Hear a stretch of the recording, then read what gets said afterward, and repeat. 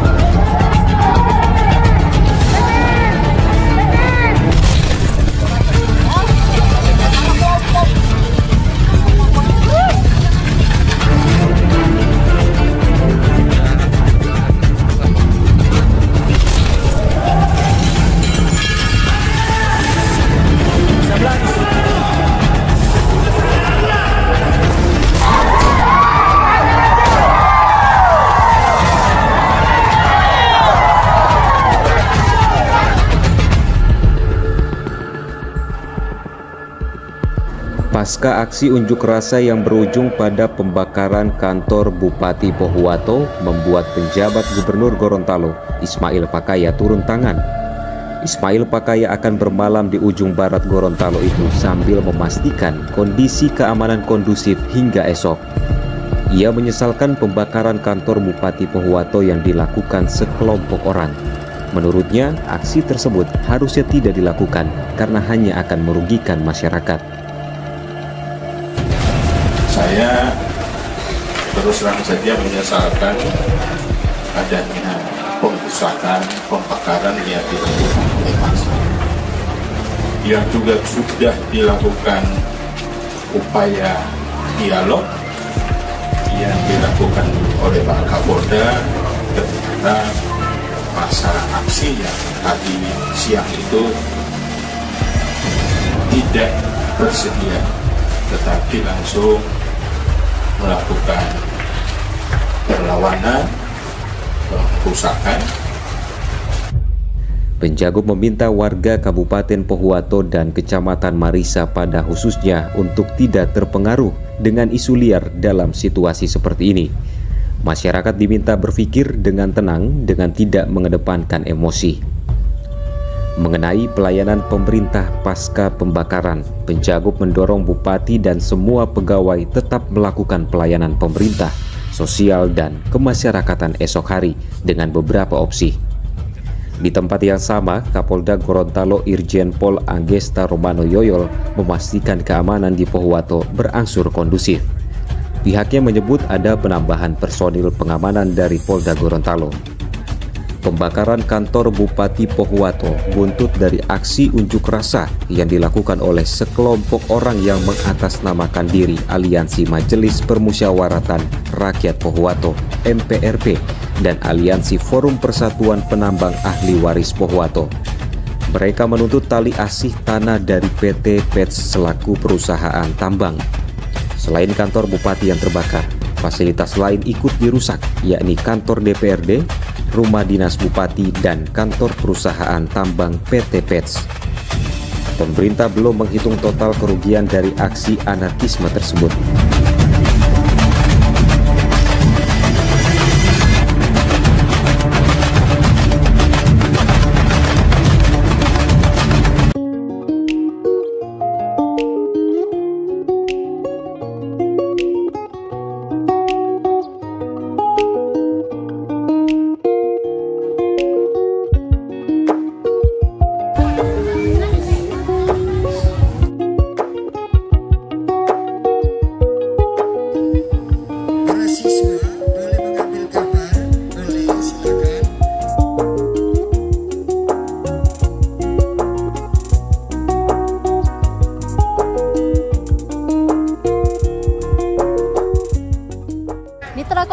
politik Hari Kelapa Sedunia yang dihadiri 20 negara ini dilaksanakan selama 5 hari sejak tanggal 21 September hingga 25 September 2023. Pembukaan telah dilaksanakan dengan meriah pada Kamis malam kemarin dan dibuka langsung oleh Bupati Gorontalo Nelson Pumalingo, Ketua Internasional Coconut Community Jelvina Alow, staf ahli Kementerian Koperasi dan UMKM Ruli Nurianto, dan juga Wakil Ketua MPR RI Fadel Muhammad.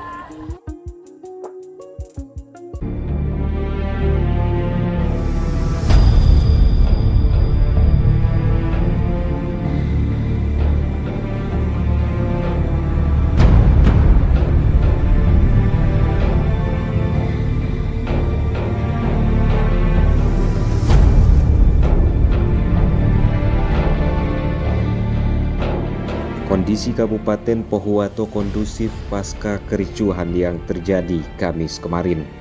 Pantauan di lapangan, layanan pemerintahan berjalan seperti biasa, kecuali pegawai di lingkungan sekretariat daerah, Setda, yang kantornya hangus terbakar.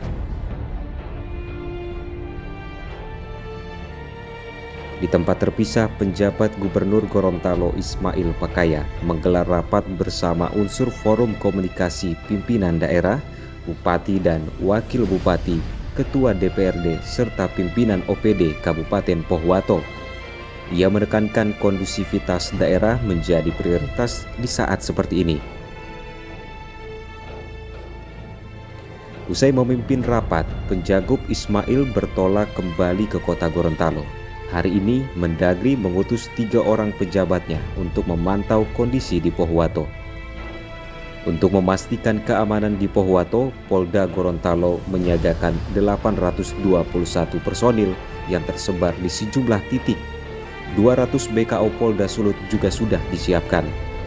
Belum termasuk 255 personil TNI yang disiagakan mengantisipasi hal-hal yang tidak diinginkan.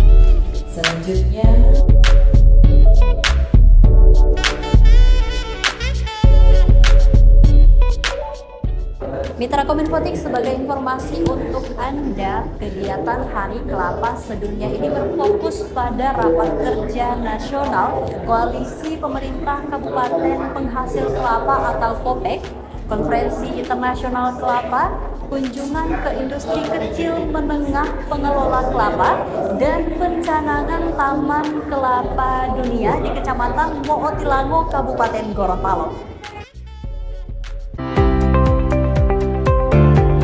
Penjabat Gubernur Ismail Pakaya meluncurkan rencana aksi daerah Sustainable Development Goals atau tujuan pembangunan berkelanjutan Provinsi Gorontalo tahun 2023, tahun 2023 hingga 2026 di Hotel Aston, Kota Gorontalo 20 September 2023. RAD SDGs ditetapkan melalui Peraturan Gubernur Gorontalo Nomor 29 Tahun 2023 sebagai amanat dari Peraturan Presiden Nomor 111 Tahun 2022 tentang pelaksanaan tujuan pembangunan berkelanjutan. RAD SDGs yang diluncurkan merupakan tahap kedua mengikuti periode rencana pembangunan daerah tahun 2023 hingga 2026.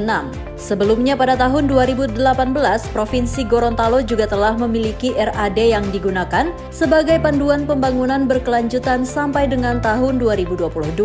SDGs meliputi 17 tujuan pembangunan berkelanjutan, diantaranya adalah tanpa kemiskinan, tanpa kelaparan, kehidupan sehat dan sejahtera, pendidikan berkualitas, kesetaraan gender, air bersih dan sanitasi layak, energi bersih dan terjangkau, serta pekerjaan layak dan pertumbuhan ekonomi. Ismail mengungkapkan Provinsi Gorontalo masih mempunyai beragam pekerjaan rumah menuju tercapainya 17 target SDGs.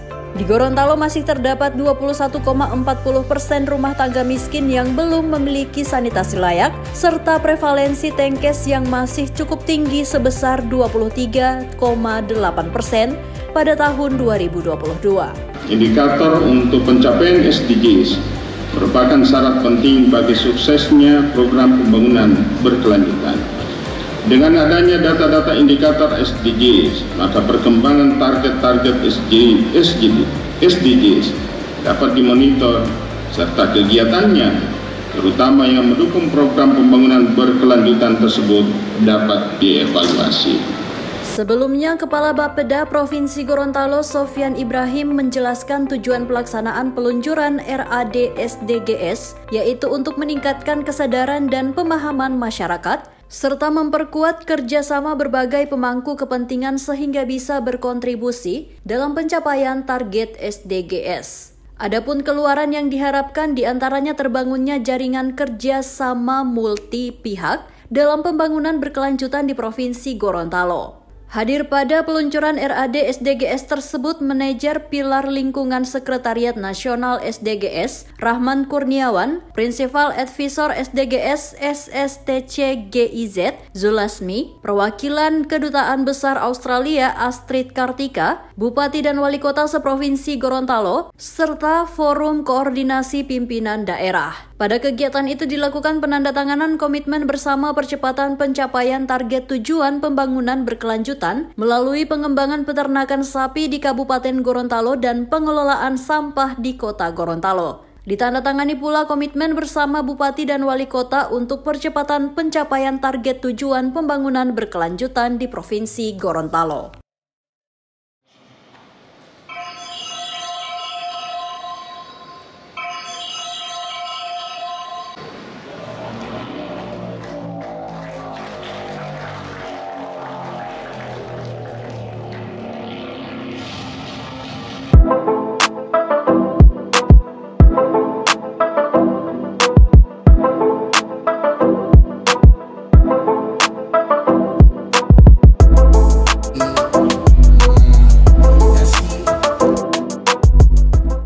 Mitra Kominfotik, selain kegiatan yang sudah saya sebutkan tadi, pada Hari Kelapa Sedunia ini juga mengadakan pameran yang menyediakan produk-produk UMKM.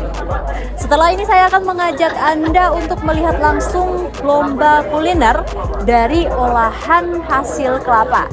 Tapi sebelumnya kita simak dulu liputan berikut.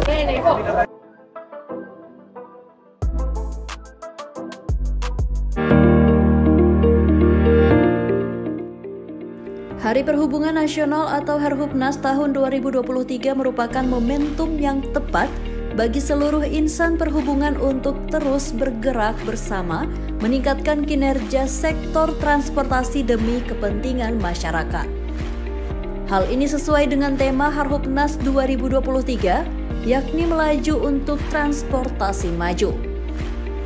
Hal ini diungkapkan penjabat Gubernur Gorontalo Ismail Pakaya saat membacakan sambutan tertulis Menteri Perhubungan pada upacara Harhubnas di halaman kantor Bupati Bone Bolango Senin 18 September 2023. Inovasi dan pembangunan infrastruktur transportasi dalam wujud modernisasi tidak hanya kian mendorong Indonesia menjadi negara maju, tetapi juga berimplikasi kuat bagi pembangunan yang berkelanjutan, ramah lingkungan, serta keselamatan dan pelayanan transportasi yang meningkat. Selaku regulator sektor transportasi, jajaran perhubungan diharapkan untuk dapat bekerja sama, berkolaborasi, dan bersinergi secara optimal dengan para operator, mitra kerja, serta pemerintah daerah. Apresiasi setinggi-tingginya kepada seluruh insan transportasi, bukan hanya karena telah turut berpartisipasi pada rangkaian kegiatan tersebut, utamanya karena telah berdedikasi dan berkarya memberikan pelayanan terbaik kepada masyarakat. Saya pun berterima kasih yang sebesar-besarnya kepada seluruh pemangku kepentingan yang telah mengoptimalkan sumber daya yang dimiliki untuk pembangunan transportasi di Indonesia. Pada upacara tersebut, Penjagup Ismail Pakaya menyerahkan bantuan helm dari Dinas Perhubungan Provinsi Gorontalo kepada para pengemudi ojek daring. Selain itu juga diserahkan piagam penghargaan kepada para pemenang lomba kesenian dan olahraga yang digelar dalam rangka menyemarakan Harhubnas tahun 2023 tingkat Provinsi Gorontalo. Upacara Harhubnas diikuti oleh aparatur Dinas Perhubungan Provinsi Gorontalo dan Kabupaten Kota, Satuan Kerja Kementerian Perhubungan, unsur TNI Polri Basarnas, Satuan Polisi Pamong Praja dan Korpri. Usai upacara, Penjagup Ismail bersama Bupati Bone Bolango dan unsur Forum Koordinasi Pimpinan Daerah melakukan penanaman pohon di area kantor Bupati Bone Bolango.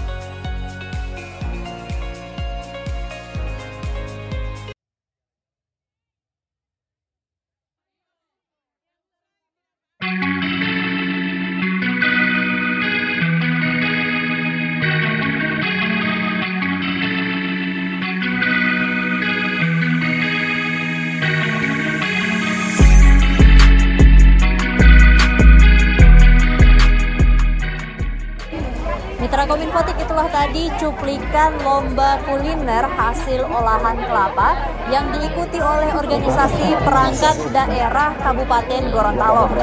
Dan informasi terakhir tadi sekaligus menutup jumpa kita pada edisi kali ini. Semoga informasi yang telah kami sajikan dapat bermanfaat. Dan jangan lupa untuk like, komen, share, dan subscribe channel dari pemerintah Provinsi Gorontalo. Saya Mila Atiki dan tim undur diri. Wassalamualaikum warahmatullahi wabarakatuh dan sampai jumpa.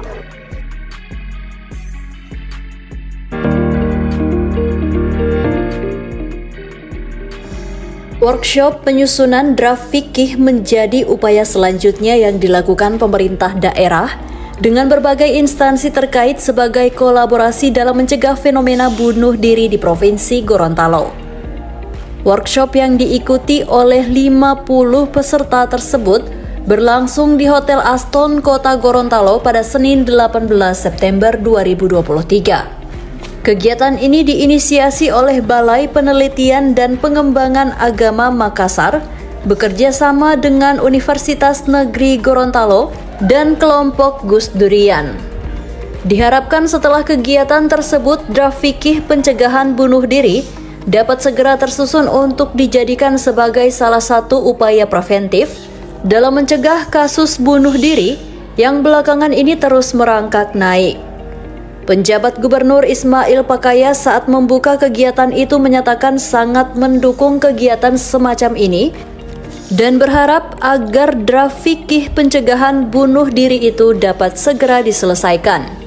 Menurutnya akan lebih baik jika hal tersebut tidak habis dalam ruang diskusi saja, melainkan dapat menjadi rekomendasi kepada pemerintah sebagai penentu arah kebijakan. Saya hari ini hadir karena memang di awal mau melakukan ini saya sudah menyampaikan ke sahabat-sahabat untuk mendukung. Sampai dengan hari ini kan yang meninggal itu 29 kasus. Alhamdulillah juga sudah sebulan lebih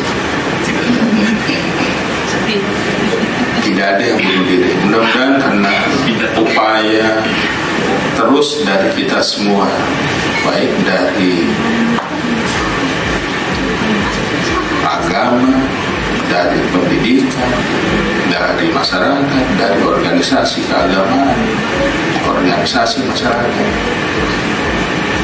kemudian dibantu oleh teman-teman media yang tidak menyebarluaskan pemberitaan terkait bunuh diri, sehingga tidak ada yang. Di tempat yang sama, Kepala Balitbang Agama Makassar, Saprillah, berpendapat agar upaya pencegahan fenomena bunuh diri ini terus dilakukan secara kolaboratif. Ia mengatakan pemerintah harus mencoba berbagai upaya untuk menemukan titik persoalan ini dari berbagai pendekatan. Peserta workshop terdiri dari perwakilan Kemenak 7 orang, UNG 12 orang, dan Majelis Ulama Indonesia 6 orang. Selain itu ada juga dari Ormas Kepemudaan, Keagamaan, serta lintas agama sebanyak 18 orang. Perwakilan pondok pesantren 1 orang, serta dari media massa berjumlah 6 orang.